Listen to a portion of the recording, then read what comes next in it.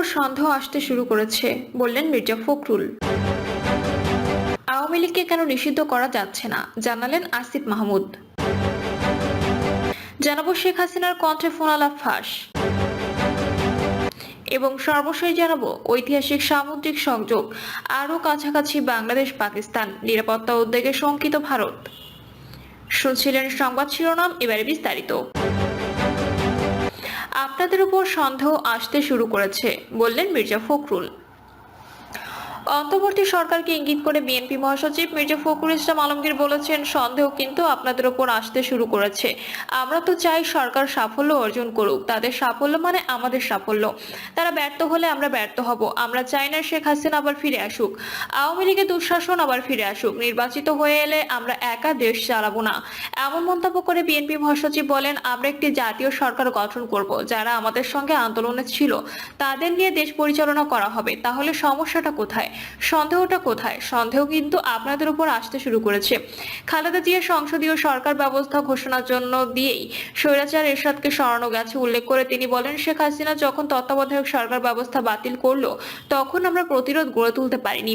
কেন পারলাম না? এটা সত্য।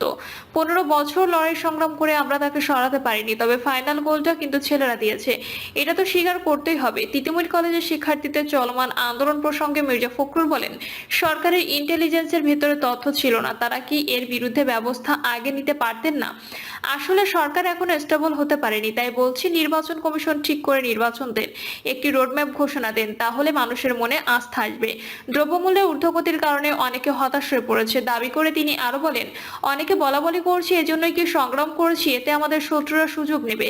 সরকার থেকে বিভিন্ন কথা বলা হচ্ছে, তবে আমি বলতে চাই যে কোনো একদিকে ফোকাস দিন। পুলিশ প্রশাসন, নির্বাচন কমিশন ব্যবস্থা সংস্কার করে দ্রুত নির্বাচন দিন, বাকি সংস্কারগুলো নির্বাচিত হয়ে যারা আসবেন তারা করবে।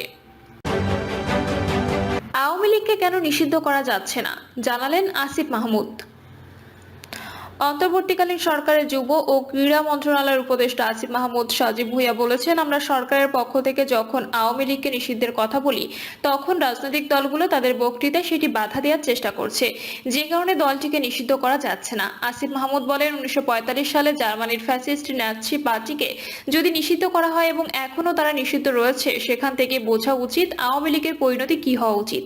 আসিফ মাহমুদ বলেন, এই গণ অভ্যুত্থান আংশিক সফল হয়েছে, কারণ আমাদের এক দফা দাবির মধ্যে ছিল শেখ হাসিনা পতন ও ফ্যাসিবাদী ব্যবস্থার বিলোপ, কিন্তু এখনো সেই ফ্যাসিবাদী ব্যবস্থা সম্পূর্ণরূপে বিলোপ করা সম্ভব হয়নি। গণ অভ্যুত্থানে আহত ব্যক্তিদের চিকিৎসা ও পুনর্বাসনের নানা উদ্যোগ নেওয়া হচ্ছে জানিয়ে আসিফ বলেন, গণ অভ্যুত্থান, শহীদ ও আহত ব্যক্তিদের চিকিৎসা ও পুনর্বাসনে আমরা অনেকগুলো উদ্যোগ নিয়েছি এবং নিচ্ছি। ইতিপূর্বে বিভিন্ন হাসপাতালে আহত ব্যক্তিদের চিকিৎসার জন্য যেসব খরচ হয়েছে তা সরকারের পক্ষ থেকে বহন করা হবে। শেখ হাসিনার কণ্ঠে ফোনালাপ ফাঁস।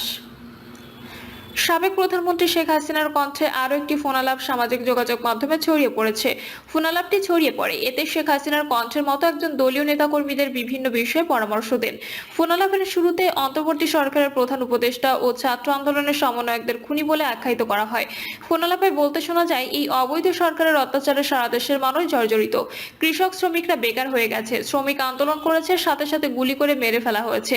চাকরির বয়স নিয়ে আন্দোলন করতে যমুনার সামনে গেল, সাথে সাথে গুলি করলো, সেখানে একজন মারা গেল এবং পিটিয়ে উঠিয়ে দিল। শেখ হাসিনা বলেন, 7ই জুলাই থেকে এই ছাত্ররা যখন আন্দোলন করে 14ই জুলাই পর্যন্ত তারা সহিংস হওয়ার আগে গায়ে একটা টোকাও পড়েনি, যে যার মতো তারা আসছে বসছে, আমরা তো তাদের কিছুই বলিনি। পুলিশের কাছে কোনো মেটাল বুলেট ছিল না, নির্দেশ দিয়েছি কোনো গুলি করবা না, পুলিশ ব্যারিকেড উঠিয়ে তারা ইচ্ছা মতো আন্দোলন করেছে, শুরু থেকে তো অনেক কিছু করা যেত, আমরা তো সেসব করিনি। এতে বলতে শোনা যায়, এই কোটা তো আমি বাতিল করে দিয়েছি, সেখানে কোনো কোটাই নাই, সেখানে আন্দোলনটা কিসের জন্য ছিল? তারপর আমাদের মন্ত্রীরা তাদের বসে তাদের সব দাবি মানা হয়, দাবি মানার পর আবার এক দফা শেখ হাসিনাকে খুন করো, এই তো কথা। তাদের টার্গেট ছিল আমাকে হত্যা করা। এতে আরো বলতে শোনা যায়, শেয়ার মার্কেটের টাকা উধাও, ব্যাংকে টাকা নেই, ব্যাংকের টাকা উধাও, সেসব টাকা গেল কোথায়? 20 লাখ মেট্রিক টন খাদ্য আমি রেখে আসছি, 1 কোটি পরিবারের জন্য টিসিবি কার্ড দিয়েছি। দেশে যে অরাজকতা চলছে তার বিচার হবে ইনশাল্লাহ, এদের বিচার আমি করব ইনশাল্লাহ। ঐতিহাসিক সামুদ্রিক সংযোগ আরও কাছাকাছি বাংলাদেশ পাকিস্তান, নিরাপত্তা উদ্বেগে শঙ্কিত ভারত। সম্প্রতি পাকিস্তানের দক্ষিণাঞ্চলীয় বন্দর নগরী করাচি থেকে একটি পণ্যবাহী জাহাজ সরাসরি বাংলাদেশের চট্টগ্রাম বন্দরে নোঙর করেছে। 1971 সালের পর এটি প্রথম কোনো পাকিস্তানি পণ্যবাহী জাহাজের বাংলাদেশে নোঙর করার ঘটনা। উভয় দেশের মধ্যে সরাসরি সমুদ্র সংযোগকে ঐতিহাসিক বলেও আখ্যায়িত করা হচ্ছে। এমন অবস্থায় সমুদ্রপথে ঢাকা ও ইসলামাবাদের মধ্যে সরাসরি সংযোগে ভারতের উপর কী প্রভাব পড়বে সেই প্রশ্ন সামনে আসছে। ভারতীয় সংবাদ মাধ্যম এনডিটিভি বলছে, একটি পাকিস্তানি পণ্যবাহী জাহাজ গত সপ্তাহে বাংলাদেশের চট্টগ্রাম বন্দরে নোঙর করেছে, যা 5 দশকের বেশি সময়ের মধ্যে দুই দেশের মধ্যে প্রথম সরাসরি সামুদ্রিক যোগাযোগ। করাচি থেকে চট্টগ্রামে পৌঁছানো জাহাজটি সফলভাবে বাংলাদেশের দক্ষিণ পূর্ব উপকূলে কন্টেইনারগুলো আনলোড করেছে। মূলত অতীতের হিমশীতল সম্পর্ক থেকে বেরিয়ে উভয় দেশই নিজেদের মধ্যকার সম্পর্ক পুনর্গঠন করতে চায়। এদিকে পাকিস্তান ও বাংলাদেশের মধ্যে সরাসরি সামুদ্রিক সংযোগ ভারতের পশ্চিম ও পূর্ব প্রতিবেশীদের মধ্যে ঐতিহ্যগতভাবে জটিল সম্পর্কের ঐতিহাসিক পরিবর্তনকেই তুলে ধরেছে। বিশেষ করে ভারতের উত্তর পূর্বাঞ্চলীয় রাজ্যগুলোর সঙ্গে বাংলাদেশের নৈকট্যের কারণে নয়াদিল্লির নিরাপত্তা ব্যবস্থার উপর এর প্রভাব রয়েছে। বাংলাদেশে পাকিস্তানি জাহাজের নোঙর পাকিস্তানের করাচি থেকে ছেড়ে আসা এমভি ইউয়ান জিয়ান ফাঝাং নামের এই জাহাজটি গত 13ই নভেম্বর চট্টগ্রাম বন্দরে এসে ভিড়েছিল। চট্টগ্রাম বন্দর কর্তৃপক্ষ জানিয়েছে, পণ্য খালাস হয়ে গেলে পরদিনই জাহাজটি বন্দর ত্যাগ করে। দুবাইটি চট্টগ্রাম রুট ধরে আসা জাহাজটির পরবর্তী গন্তব্য ইন্দোনেশিয়া। নতুন এই সার্ভিসটি চালু করেছে দুবাই ভিত্তিক একটি প্রতিষ্ঠান। চট্টগ্রাম বন্দর কর্তৃপক্ষ জানিয়েছে, জাহাজটি পাকিস্তানের সংযুক্ত আরব আমিরাত থেকে পণ্য নিয়ে এসেছিল, যার মধ্যে বাংলাদেশের প্রধান পোশাক শিল্পের কাঁচামাল এবং মৌলিক খাদ্য সামগ্রী রয়েছে। পাকিস্তানি পণ্যগুলো এর আগে বাংলাদেশের পরিবহন আগে সাধারণ শ্রীলঙ্কা, মালয়েশিয়া বা সিঙ্গাপুরে ফিডার ভেসেলে স্থানান্তর করা হতো। তবে গত সেপ্টেম্বরে বাংলাদেশের নতুন অন্তর্বর্তী সরকার পাকিস্তানি পণ্যের আমদানি বিধিনিষেধ শিথিল করে। এদিকে সরাসরি সামুদ্রিক সংযোগের উদ্বোধনে বাংলাদেশের অন্তর্বর্তী সরকারের পাকিস্তানের সাথে দৃঢ় সম্পর্ক স্থাপনের প্রচেষ্টা হিসেবে দেখা হচ্ছে। ঢাকায় পাকিস্তানের রাষ্ট্রদূত সৈয়দ আহমেদ মারুফ সরাসরি এই শিপিং রুটটিকে দুই দেশের মধ্যে বাণিজ্য বৃদ্ধির জন্য বড় পদক্ষেপ হিসেবে বর্ণনা করেছে। এই রুটটি উভয় দিকের ব্যবসার জন্য নতুন সুযোগের উন্মোচন করবে বলেও মারুফ জানিয়েছে।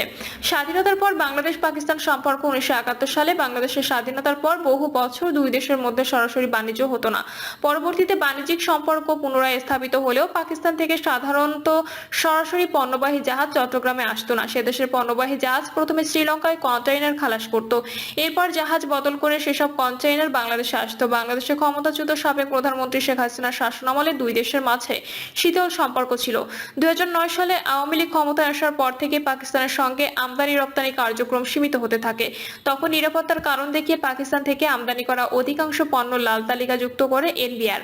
অধ্যাপক মোহাম্মদ ইউনূসের নেতৃত্বাধীন অন্তর্বর্তী সরকার ক্ষমতায় আসার পর পাকিস্তানের অনুরোধে গত 29 সেপ্টেম্বর লাল তালিকা থেকে মুক্ত হয়েছে দেশটির সব ধরনের পণ্য। তবে শুধু এক্ষেত্রেই না, বাংলাদেশ ও পাকিস্তানের সম্পর্ক উন্নয়নে আরো অনেক তৎপরতা দেখা যাচ্ছে।